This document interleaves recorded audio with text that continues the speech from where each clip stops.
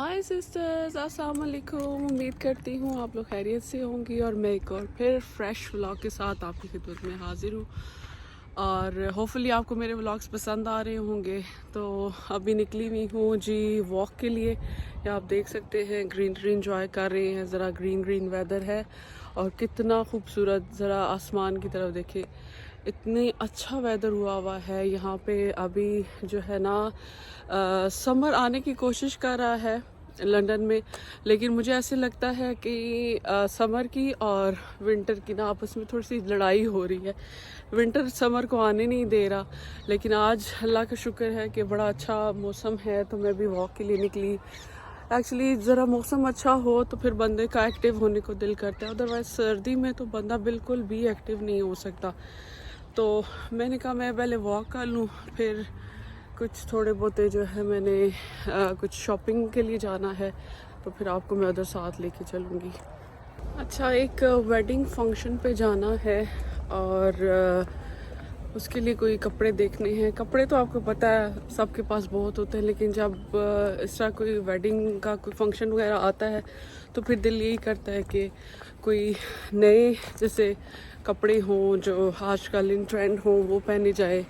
Otherwise आपको पता है कि यहाँ पे हम लोगों के पास स्टॉक तो बहुत हम लोगों ने जमा करके रखा हुआ होता है कि जब भी हम पाकिस्तान में तो स्पेशली जाती हूँ तो मैं ज़रूर कपड़े जो हैं बनवा के लाती हूँ। लेकिन अच्छा, फिर जब मैं ये मार्केट में गई तो आप देखें ये ड्रेस मुझे बड़ा अच्छा लगा। ये इंडियन ड्रेसेस हैं, तो इंडियन मार्केट है तो उधर बड़े अच्छे अच्छे ड्रेसेस मिल जाते हैं। लेकिन बात ये कि मुझे ये जैसा घाघरे और चोली इस तरह का नहीं ड्रेस चाहिए। मुझे ऐसे प्रॉपर जैसे हमारे अपने पाकिस्तानी ड्रेसेस होते हैं उस तरह के चाहिए। तो प्रोग्राम तो बना के गई थी मैं कि मैं आज कुछ विंडो शॉपिंग करूंगी, लेकिन आप पता है जो प्लान करके जाते हैं उसका उलट ही होता है। मुझे अंदर जाके कुछ चीज़ें पसंद आ गई तो मैं चली गई उस शॉप में। लेकिन देखें ज़रा बचत होनी थी, तो मुझे घर से फ़ोन आ गया कि घर में जी आए हुए हैं, गेस्ट आ गए हैं, तो आप वापस आए। तो मैंने कहा मैं इस शॉप की तो वीडियो पहले बना के आपको दिखाऊं कि मुझे तो इसका समझ कुछ आया नहीं कि फ्लोर है, फ्लोर पे उन्होंने बॉक्सेस बना के और अंदर सारी वो चीजें रखी हुई थी, तो मुझे ये समझ नहीं आया ये इन्होंने क्या डेकोरेशन के लिए किया है। तो खैर फिर मैंने थोड़ा सा देखा और मैंने कहा चलो भागम भाग आप घर वापस पहुंचते हैं। तो घर जाने के रास्ते में मुझे फिर जी कुछ चीजें भी चाहिए थी, घर आके मुझे कबाब वगैरह बनाने थे, तो मैंने कहा वो चीज़ें मैं लेती भी जाऊं क्योंकि दोबारा आना फिर मुश्किल हो जाना था। तो मैंने भागम भाग बस जो जो चीज़ें चाहिए थी वो उठाई और घर की तरफ चली गई। अच्छा, अब रास्ते में याद मुझे ये आया कि बच्चों के तो जी हॉलीडेज थी, ये पूरा वीक तो ये ख़त्म हो गई हैं और कल से फिर मुझे ब्रेकफास्ट के लिए चीज़ें चाहिए होंगी, तो वो भी मैंने लेने लेने चली गई। लेकिन ये मैं आपको दिखा रही हूँ कि मैं जैसे प्लास्टिक की शीट्स होती है ना नीचे फ्लोर पे बैठ के खाना खाने के लिए, जैसे पाकिस्तान में हमारे बचपनों में ना हम लोग किया करते थे नीचे शीट बिछा के। तो मुझे तो जी बहुत मजा आता है, चाहे जो मर्जी हो, चाहे डाइनिंग टेबल हो, टेबल चेयर हो, मुझे जो खाने का मजा फर्श पे बैठ के आता है ना वो कहीं नहीं आता। तो मैंने ये शीट ली ताकि नीचे आराम से बैठ के तो खाना खाया जाए। आगे एक शॉप पे मैं गई तो वहां मुझे ये लूज जो है फैब्रिक मिल गया। मुझे मेरा इतना दिल है कि मैं खुद से कोई फैब्रिक लेके और स्टिच कराऊं, मुझे यहाँ पे कोई अच्छा टेलर नहीं मिल रहा।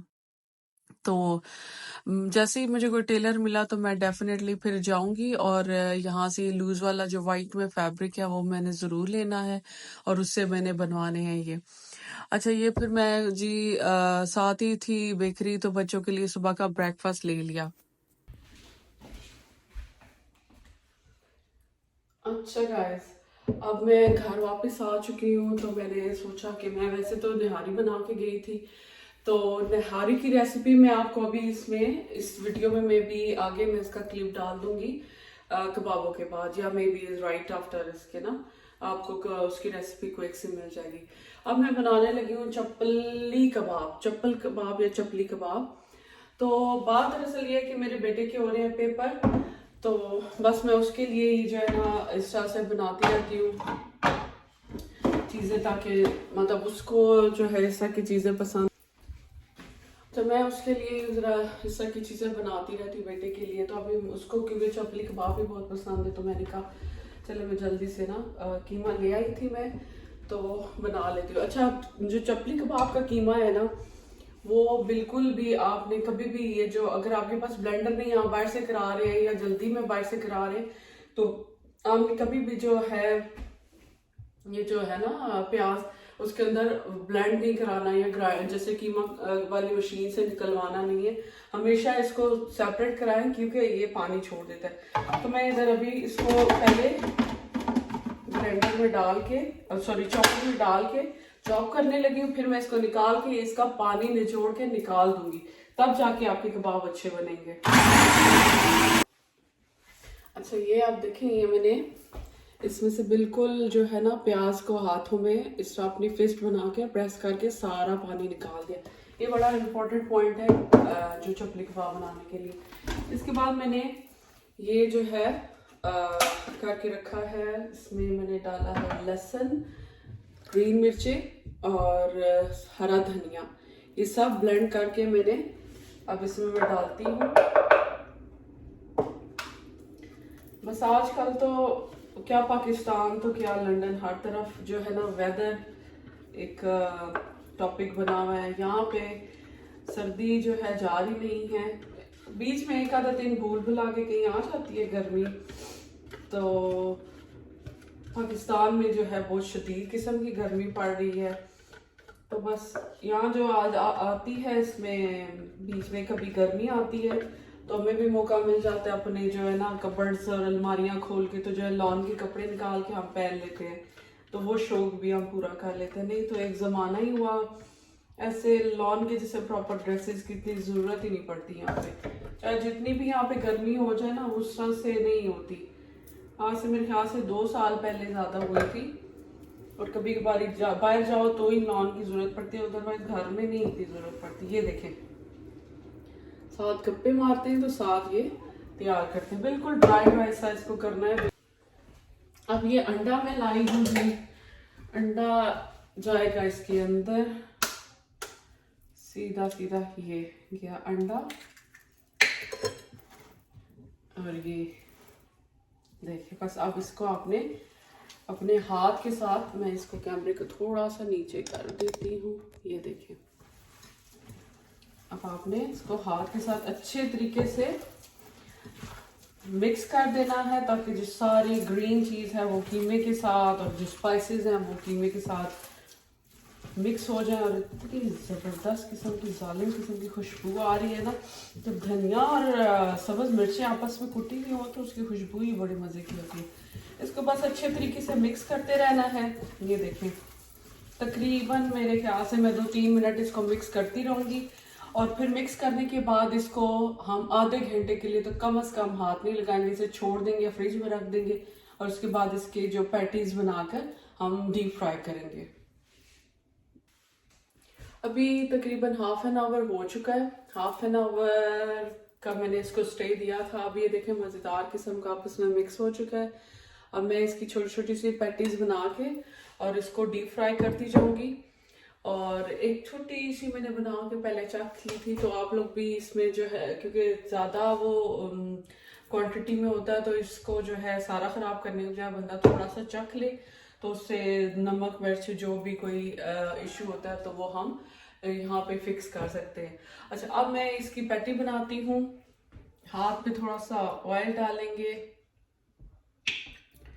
ये मैंने ज़रा सा ऑयल डाला है, और इसको हाथ पे इस तरह से जो है लगा के और आराम से यूं अच्छी तरह से गोली प्रेस करना है, इसकी सारी एयर ख़त्म करनी है। प्रेस करते जाएंगे और ऐसा राउंड करेंगे थोड़ा सा, और ये देखिए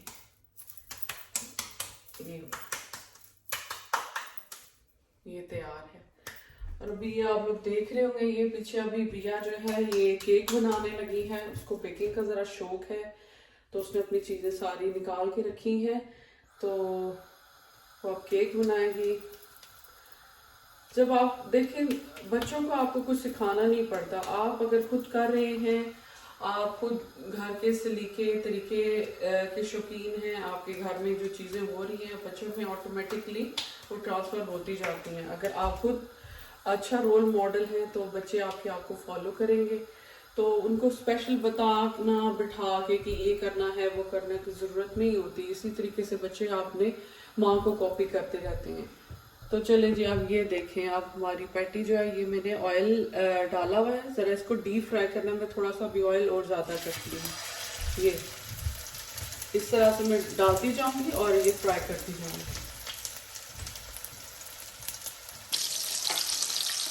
अच्छा, अब मैं इनको बस इस तरीके से डीप फ्राई करती जाऊँगी सारी पैटीज़ को।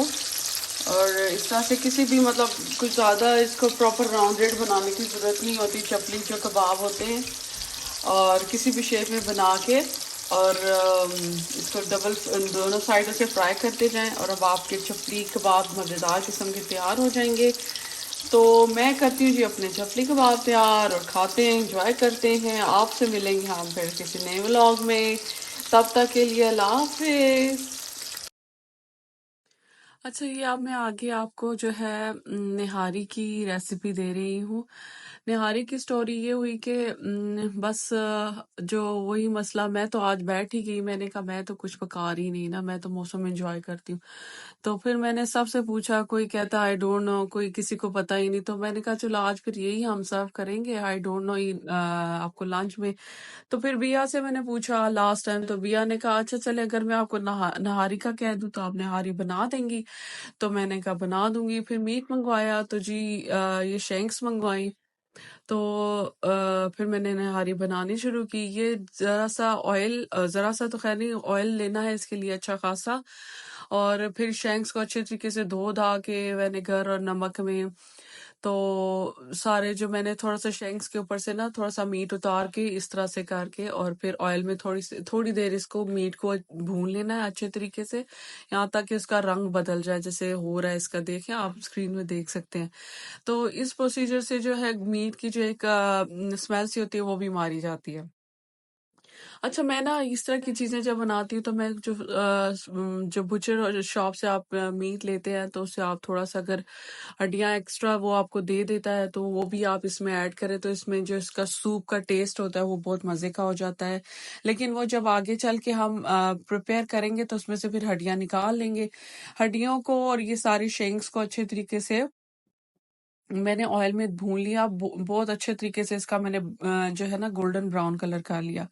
फिर ये जो निहारी मसाला होता है शान का, मैं हमेशा शान के मसाले इस्तेमाल करती हूँ, बहुत माइल्ड होते हैं।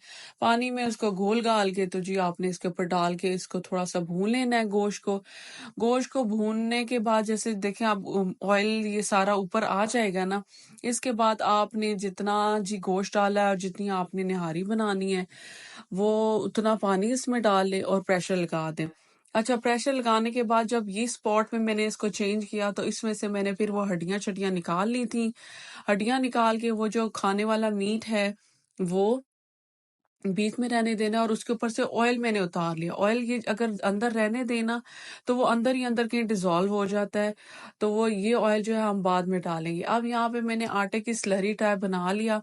आटे को पानी में घोलना है और घोलने के बाद किसी भी स्ट्रेनर से उसको स्टेन कर लेना है ताकि इसके अंदर लम्प्स या गुठलियां ना रह जाएं, क्योंकि लम्प्स अगर रह जाती हैं तो वो उसमें पक के तो प्रॉपर जैसे रोटी का वो पेड़ा सा बनता है ना, वही होगा। बिल्कुल एक धार करके जो है ये स्लरी आटे की डालते जाना है और मेक श्योर करना है कि साथ साथ आप चम्मच हिलाएं, क्योंकि अगर आप चम्मच नहीं हिलाएंगे तो वो फिर बीच में निहारी क्योंकि ये सूप गर्म होता है तो ये बीच में गुठलियां सी बन जाएंगी और वो आपकी निहारी जो है ना उस तरह की नहीं बनेगी। तो बस ये जितना आपको रिक्वायर्ड हो मुसलसल 7 चम्मच हिलाते जाएं, स्लरी डालते जाएं और जो है फिर इसके बाद फिर इसको ज्यादा निहारी का जो मेन टिप है ना वो यही है कि इसको खपाते रहना है और खपाते खपाते ये देख लें किस कदर थिक हो चुकी है ये मेरी निहारी। तो अभी आप देख सकते हैं कि इसके अंदर ऊपर कोई किसी किस्म का ऑयल नहीं। अगर वो जो ऑयल मैंने पहले निकाला था वो ऑयल अगर आप नहीं निकालेंगे तो आटा डालने के बाद भी आपकी निहारी का रंग ऐसा ही आना है, उसके ऊपर ऑयल नहीं आना। तो ऑयल के अंदर गुम हो जाते हैं, तो उसी ऑयल को आप निकाल कर रख दें और फिर इस टाइम पे आके आप डालें ऑयल को और हल्की हल्की आंच पर इसको पकने दें। इसके साथ साथ जो है जी निहारी के लिए सबसे इम्पोर्टेंट चीज ये देखें, लवाजमात होते हैं। जैसे मैं आपको कहती हूँ ना, घर डेकोरेट हुए बगैर, गिफ्ट रैप हुए बगैर और खाना जो है गार्निश हुए बगैर बिल्कुल बेफायदा चीजें होती हैं। तो ये सारी गार्निशिंग जो है मैंने इसकी बना के रख ली थी और यहाँ पे जी अभी तकरीबन ये अच्छी तरह खप चुका था। काफी 2-3 घंटे में ये बिरयानी निहारी बनी है। कहा जितना वीडियो में क्विक लगता है रियल में भी इतना हो, लेकिन जी रियल में ऐसे कोई बात नहीं होती है, ठीक ठाक किस्म का टाइम लगता है। तो सारा इसका जो है ना वो खपाने पे ही डिपेंड करता है। ऊपर ये मैंने डाल दिए थे जी ब्राउन हुए हुए प्याज। इसको हल्की हल्की आंच में मैंने पकने दिया और वो जो ऑयल मैंने डाला था वो देखिए, आप देख सकते हैं कि अब वो ऊपर आ चुका था, क्योंकि निहारी के ऊपर ऑयल आना बहुत जरूरी है, वरना इस तरह निहारी अच्छी नहीं लगती। तो यहाँ पे अब मैं डोंगे में सर्व करके और जो थोड़ी बहुत ही गार्निशिंग डोंगे के ऊपर कर रही हूँ, और बाकी गार्निशिंग जो है आप एज इट इज साथ सर्व करें, नान गरम गरम बन मंगवाएं और निहारी इंजॉय करें। और मैं यहाँ पे करती हूँ इस वीडियो को एंड। मैं मिलूंगी आपको फिर किसी नए व्लॉग में। अल्लाह हाफिज।